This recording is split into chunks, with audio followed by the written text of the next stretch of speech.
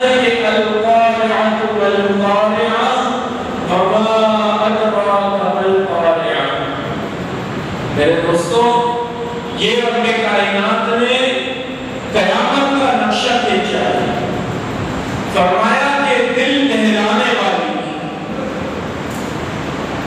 وہ دل دہلانے والی، پھر فرمایا کہ وما أدراك ما القارعة، تم کیا جانو کہ وہ دل دہلانے والی کیا ہے؟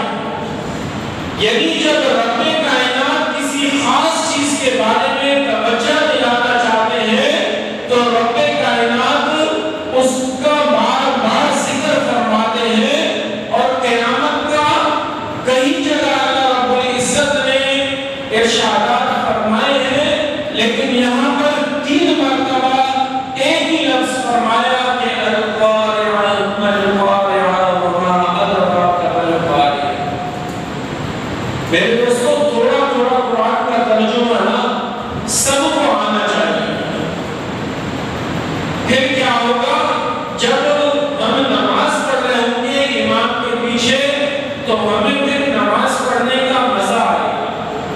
وہ صحابی تھے عرب کے رہنے والے، وہ عربی سمجھتے تھے، تو انہوں نے اس کے معنی سمجھے تو ان پر ہیبت طاری ہو گئی۔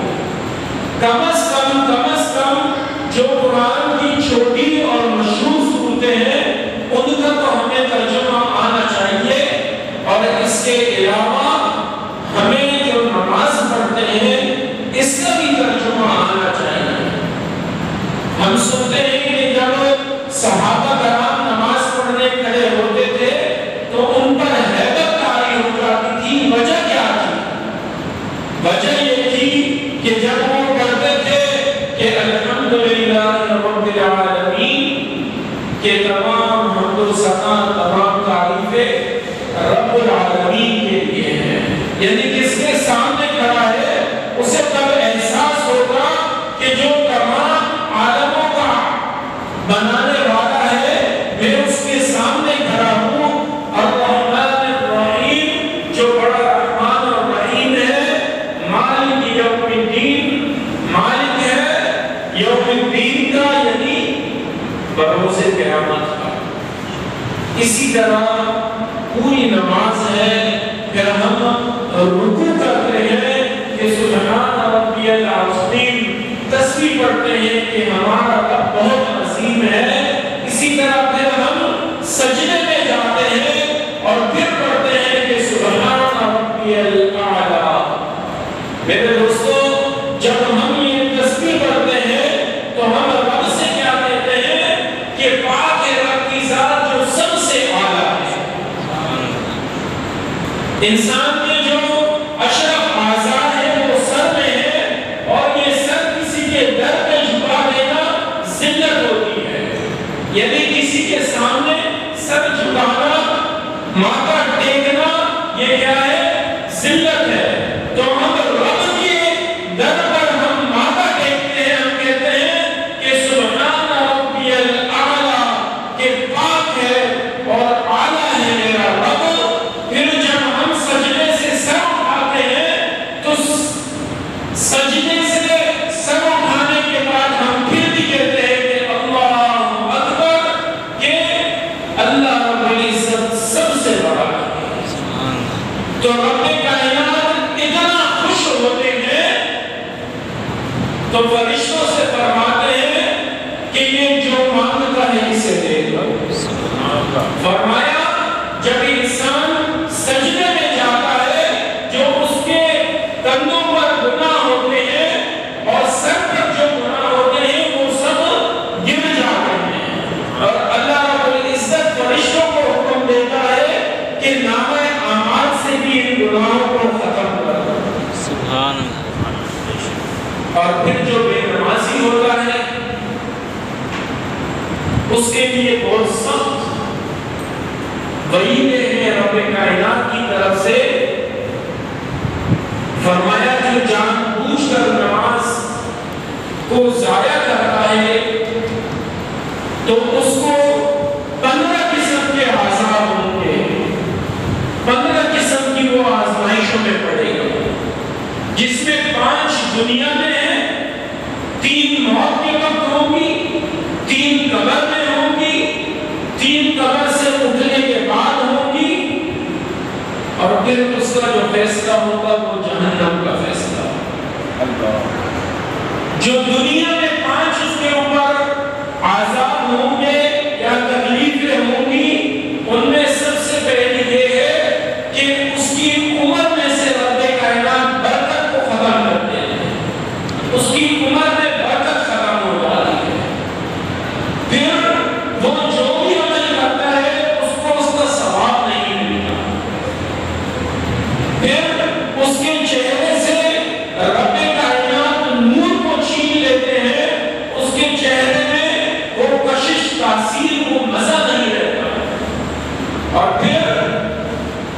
جو نیک لوگ دعائیں کرتے ہیں اس میں اس کا حصہ نہیں ہوتا۔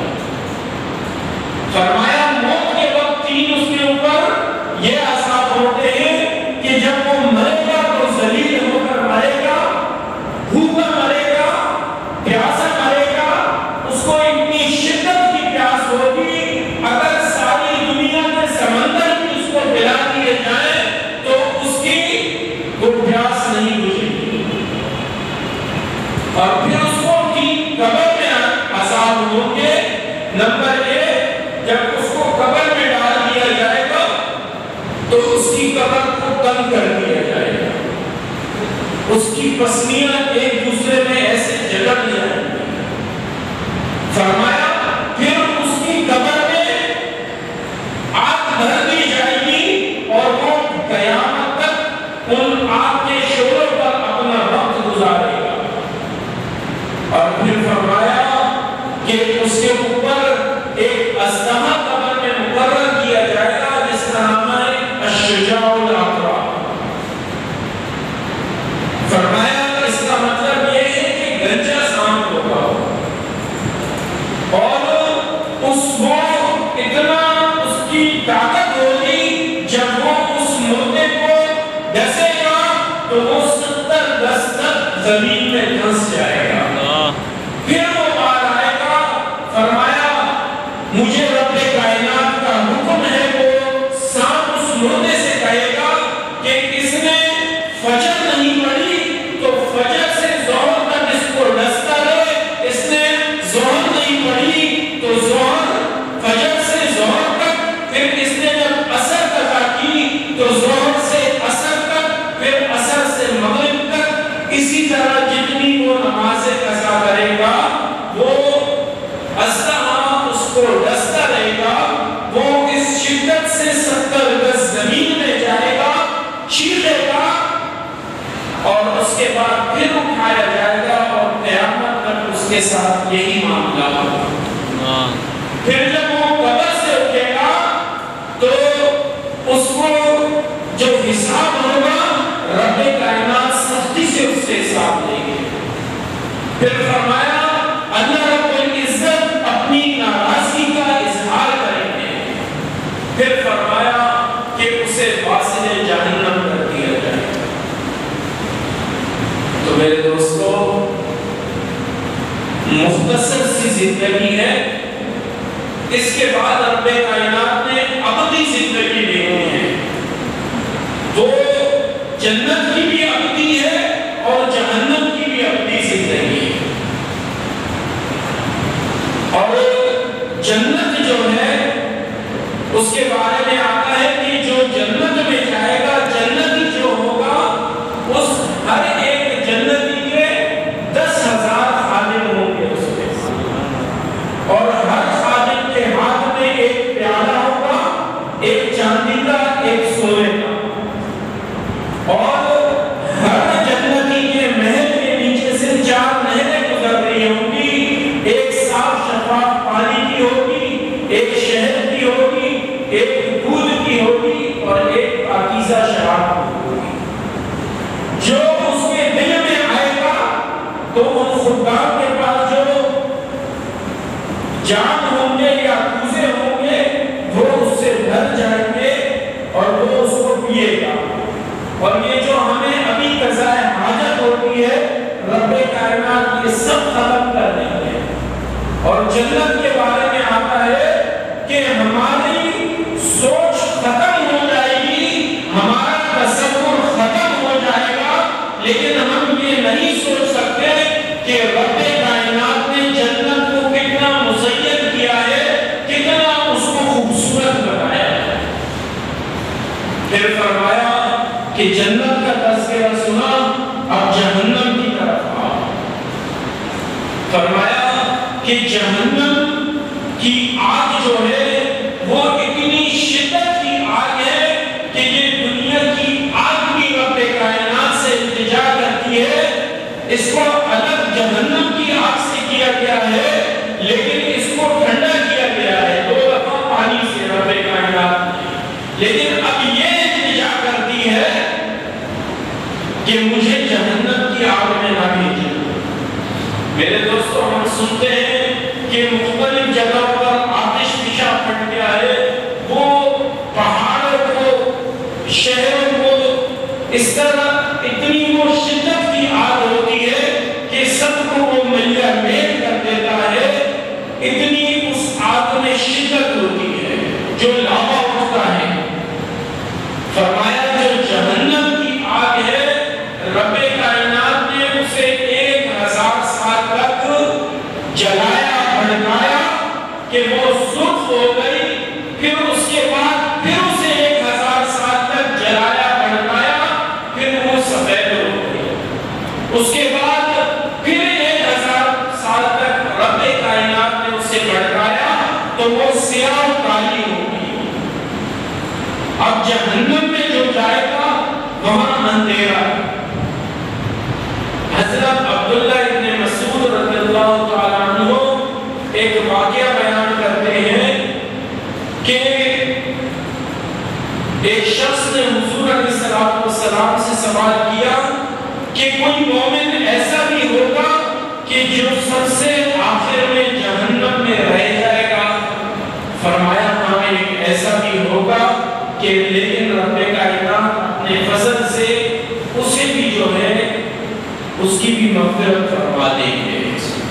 تو فرمایا اس کا پتہ کیسے چلے گا؟ تو فرمایا جب سب کا فیصلہ ہو جائے گا، جتنے بھی مسلمان ہیں وہ اپنی کوتاہیوں اور غلطیوں کا عذاب جھیل کر جہنم سے جنت چلے جائیں گے، تو اس کے بعد ایک ہی مومن بچے گا جو جہنم میں جل رہا ہوگا۔ تو جبرائیل علیہ السلام رب کائنات کے سامنے سجدہ ریز ہو جائیں گے، تو اللہ رب العزت جبرائیل سے پوچھیں گے کہ جبرائیل کیا وجہ ہے؟ تو وہ سر اٹھائیں گے، عرض کریں گے کہ رب کائنات جہنم کی اس سب سے گہری جو کھائی ہے اس سے آواز آ رہی ہے کہ یا منان یا حنان یا کریم یا رحیم۔ تو عرض کریں گے کہ رب کائنات ابھی بھی کوئی حضور کا امتی جہنم میں۔ تو اللہ رب العزت جبرائیل علیہ السلام سے فرمائیں گے کہ جاؤ اور دروازہ جہنم کو کہو کہ اس مومن کو نکالے اور تمہارے حوالے کرے، اسے میرے پاس لے کر آؤ۔ تو جب وہ دروازہ جہنم سے کہیں گے کہ بھئی اس طرح ایک مومن چل رہا ہے، اسے باہر نکال کر لاؤ، تو وہ دروازہ جہنم جب جہنم میں جائیں گے تو انہیں کچھ نہیں ملے گا، صرف آواز آ رہی ہوگی کہ یا منان یا منان یا کریم یا رحیم۔ تو وہ باہر آئیں گے، جبرائیل علیہ السلام سے عرض کریں گے کہ اے جبرائیل، میں نے جو ہر کونا چھان لیا، لیکن جہنم نے ایک گہری سانس لی ہے جس سے لوہا، پتھر، انسان سب کوئلہ ہو گئے ہیں، مجھے نہیں مل رہا کہ وہ امتی کہاں ہے۔ وہ جبرائیل علیہ السلام پھر رب کائنات کے پاس آئیں گے اور عرض کریں گے کہ اے رب کائنات، دروازہ جہنم کو وہ شخص نہیں مل رہا۔ پھر اللہ رب العزت جبرائیل علیہ السلام کو جہنم میں اس کا ٹھکانہ بتائیں گے، اور جبرائیل علیہ السلام دروازہ جہنم کو وہ ٹھکانہ بتائیں گے، تو وہ اس کو نکال کر باہر لے آئیں گے اور جبرائیل علیہ السلام رب کائنات کے سامنے پیش کریں گے۔ تو رب کائنات اس سے سوال کریں گے کیا تیرے پاس میرا پیغام نہیں آیا تھا؟ میرے رسول نہیں آئے تھے؟ میری کتاب نہیں آئی تھی؟ تجھے ڈرانے والے، تجھے سیدھا راستہ دکھانے والے نہیں آئے تھے؟ تو عرض کرے گا کہ اے رب کائنات آئے تھے، غلطی ہو گئی، کوتاہی ہو گئی، میں معافی چاہتا ہوں۔ تو ہماری عدالتوں کا قانون یہ ہے کہ جب کوئی معافی جو اپنے جرم کا اعتراف کرتا ہے تو اسے سزا ملتی ہے، اور رب کائنات کے سامنے سامنے جو جرم کا اعتراف کرتا ہے اسے رب کائنات معاف کر کے جہنم عطا کر دیتے ہیں، جنت عطا کر دیتے ہیں۔ تو میرے دوستو، جب قیامت قائم ہوگی تو آگے فرمایا کہ القارعۃ ما القارعۃ وما ادراک ما القارعۃ یوم یکون الناس کالفراش المبثوث۔ فرمایا کہ اس وقت ایسی ہیبت طاری ہو جائے گی کہ لوگ اس طرح دوڑیں گے کہ انہیں منزل کا پتہ نہیں، کوئی کس طرف دوڑ رہا ہوگا، کوئی کس طرف۔ مثال دی گئی کہ جب بارش ہو جاتی ہے اس کے بعد پروانے آ جاتے ہیں، کچھ پروانے اڑتے ہیں، کچھ چلتے ہیں، کسی کا کوئی ٹھکانہ نہیں، بس اسی طرح وہ بے چین ہو کر اڑتے ہیں، کہیں چلتے ہیں، کہیں بیٹھ جاتے ہیں۔ جب قیامت برپا ہونے والی ہوگی، سور پھونکا جائے گا جو ڈرانے والا ہوگا، تو انسانوں کا بھی یہی عالم ہوگا کہ وہ پروانوں کی طرف دوڑیں گے، کوئی مشرق سے مغرب دوڑے گا، کوئی شمال سے جنوب دوڑے گا۔ پھر فرمایا کہ وَتَكُونُ الْجِبَالُ كَالْعِهْنِ الْمَنْفُوشِ، یہ کہ تمہیں پہاڑ اتنے سخت، اتنے مضبوط نظر آتے ہیں، یہ بھی روئی کی مانند اڑ جائیں گے۔ پھر فرمایا کہ فَأَمَّا مَنْ ثَقُلَتْ مَوَازِينُهُ فَهُوَ فِي عِيشَةٍ رَاضِيَةٍ۔ پھر جب میزان لگے گا، میزان پر اعمال تولے جائیں گے، تو جس کے نیک اعمال زیادہ ہوں گے تو وہ عیش میں ہوگا، اپنی منمانی جگہ میں رب کائنات اسے ٹھکانہ عطا فرمائیں گے۔ وَمَنْ خَفَّتْ مَوَازِينُهُ فَأُمُّهُ هَاوِيَةٌ۔ پھر فرمایا کہ جس کے اعمال کم ہوں گے، یعنی نیک اعمال کم ہوں گے، تو رب کائنات اسے حاویہ بھی جو ہے جہنم ہے۔ پھر اس میں بھی بیان کیا گیا کہ وَأَمَّا مَنْ خَفَّتْ مَوَازِينُهُ فَأُمُّهُ هَاوِيَةٌ وَمَا أَدْرَاكَ مَا هِيَ۔ تم کیا جانو کہ حاویہ کیا ہے؟ نار حامیہ۔ فرمایا وہ آگ اور شعلوں کی وادی ہے، جس کے اعمال کم ہوں گے، جو بدکار ہوں گے، گناہگار ہوں گے، ان کا ٹھکانہ حاویہ ہے، یعنی جہنم۔ میرے دوستو، رب کائنات نے مختصر سی زندگی دی ہے، ایک لمحہ بھی ضائع نہ کرے، اور کسی کے اوپر کسی کی غیبت، کسی کی چغلی، کسی سے حسد، کسی سے بغض، کسی کی اچھائی، کسی کی برائی، سب کو پس پشت ڈال دیں اور اپنی فکر کریں۔ ہم اکثر سنتے ہیں لوگ جو ہے ڈاکٹروں کے پاس جاتے ہیں کہ مجھے پریشانی ہے، بچے جوان ہو گئے ہیں، ان کی شادیاں کرنی ہیں، جس کی وجہ سے مجھے طرح طرح کی بیماریاں ہو گئی ہیں، شوگر ہے، ڈپریشن ہے، بلڈ پریشر ہے۔ تو کوئی کبھی اس حوالے سے نہیں گیا کہ کسی بزرگ کے پاس چلا جائے، رات کو بے چین ہو کے جس طرح بیماری کے ڈر سے اٹھ کے چلا جاتا ہے کہ اے بزرگوں، اے ڈاکٹر، اے طبیب، مجھے فکر لائی ہے کہ میری آخرت میں میرا کیا ہوگا۔ ہم تو دنیا میں جو پریشان ہیں وہ بھی اپنے لیے نہیں ہے کہ ہمارے بچوں کا کیا ہوگا۔ ارے بچوں کو چھوڑو، اپنی آخرت کی فکر کرو کہ تیرا کیا ہوگا۔ اتنی زندگی گزر گئی ہے، رب کو راضی کرنے کے کتنے کام کیے ہیں اور رب کو ناراض کرنے کے کتنے کام کیے ہیں۔ آج سے جب رات کو جائیں، اپنے بستر پر اصلاح کریں اور اپنے سے سوال کریں کہ آج دن میں میرے